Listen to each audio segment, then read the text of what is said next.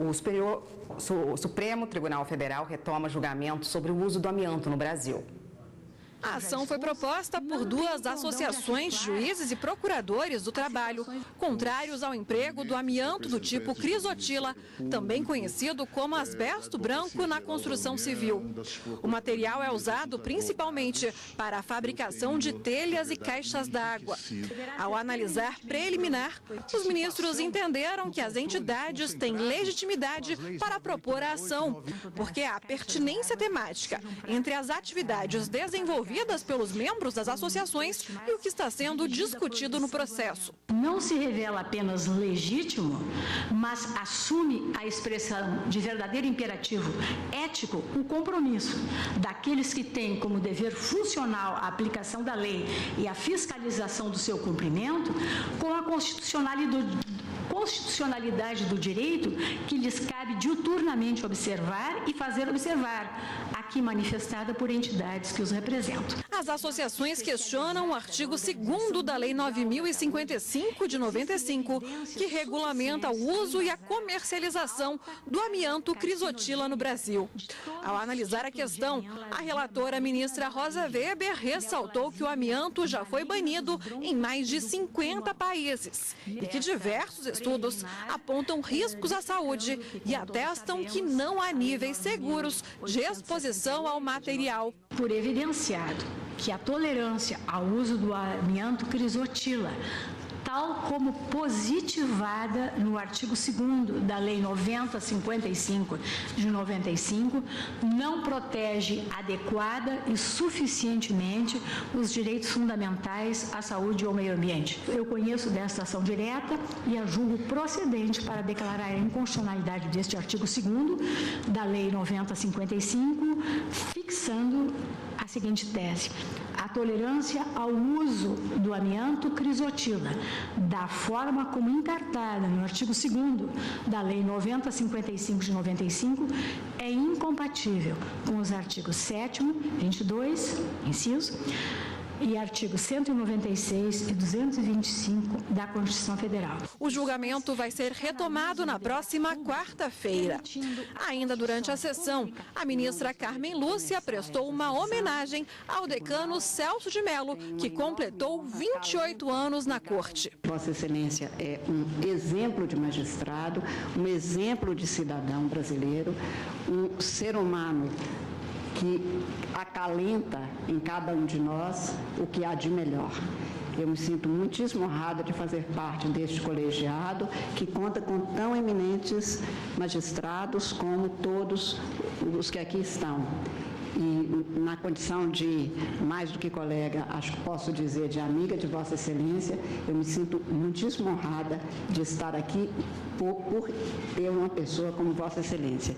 E tenho certeza que o Brasil dorme mais tranquilo por ter, entre os juízes brasileiros e no Supremo Tribunal, um decano da envergadura moral, intelectual e com a gentileza e principalmente com a seriedade com que leva um cargo que tem a responsabilidade que um juiz tem. Tem sido para mim uma enorme honra, um grande privilégio compor o Supremo Tribunal Federal e partilhar o exercício da jurisdição ao lado de tão eminentes colegas, de tão ilustres mestres do direito com quem eu tenho diuturnamente aprendido. Essa trajetória tem sido realmente longa, porque se estende-se basicamente pelo período de uma geração e ela me tem sido extremamente enriquecedora. Bom, e para comentar a sessão de ontem, está aqui conosco a consultora jurídica da TV Justiça, Karina Zucolotto. Boa tarde, Karina. Boa tarde, Érica. Karina, durante a sessão de ontem, esse julgamento não foi concluído, né? Os ministros usaram boa parte da sessão para discutir se a ação devia ser julgada, né? É exatamente. Um momento de conhecimento e um momento de análise de mérito da ação. Então, boa parte da sessão plenária de ontem, os ministros se debruçaram sobre um argumento trazido pela Advocacia Geral da União, contestando a possibilidade da ANAMATRA e da Associação Nacional dos Procuradores do Trabalho, que são os membros do Ministério Público do Trabalho, ingressarem com essa ação direta de inconstitucionalidade, questionando a legislação que trata dessa extração, comercialização e industrialização do amianto. Ultrapassada essa fase de conhecimento que a gente chama, de análise do preenchimento dos requisitos para se admitir esse tipo de ação, aí sim é que os ministros poderiam analisar o mérito efetivamente sobre a constitucionalidade ou não da lei em questão.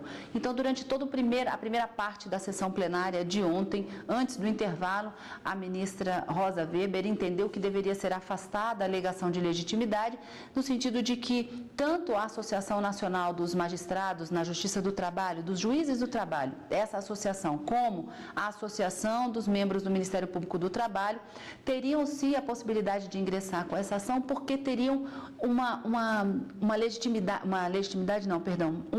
um interesse tanto na segurança como na proteção da saúde dos trabalhadores que estão diretamente relacionados a essa exploração e essa extração do amianto, que é considerado um produto altamente cancerígeno. Mas toda essa discussão girou em torno de uma jurisprudência que já existe aqui no Supremo Tribunal Federal e que determina que daqueles legitimados, daquelas autoridades que podem ingressar com ação direta de inconstitucionalidade, e elas estão todas relacionadas no artigo 103 da Constituição Federal, algumas daquelas autoridades precisam demonstrar a chamada pertinência temática. O que significa isso? Tem que dizer qual é o motivo, qual é o interesse, por que está se questionando aquela determinada lei. Algumas autoridades ali, que são consideradas legitimados universais, são as autoridades federais que não precisam demonstrar essa pertinência temática. Então, por exemplo, o presidente da República, uma autoridade federal, pode ingressar com uma ação direta de inconstitucionalidade e não precisa dizer o motivo. Então, ele não tem que demonstrar no seu pedido a pertinência temática para questionar aqui no Supremo a inconstitucionalidade de uma determinada lei. A mesma coisa o Procurador-Geral da República e outros legitimados universais dentro do artigo 103. Mas as associações de âmbito nacional, como a ANAMATRA, como aqui a NPT, devem sim, como legitimados não universais, mas considerados pela jurisprudência legitimados especiais, tem que dizer por quê, qual é a finalidade, qual é o interesse. E a ministra Rosa Weber entendeu que haveria sim uma finalidade nessa intervenção e nessa propositura da ação, no sentido de que eles têm uma finalidade de proteger esse trabalhador, né, e garantir a segurança de todos eles. Alguns ministros ficaram vencidos, mas a maioria que se formou foi no sentido de que a ação deveria sim prosseguir, o julgamento continuado, e logo depois do intervalo da sessão plenária de ontem, a ministra Rosa Weber pôde proferir o seu voto nessa ação direta de inconstitucionalidade, que, como você disse, não foi concluído.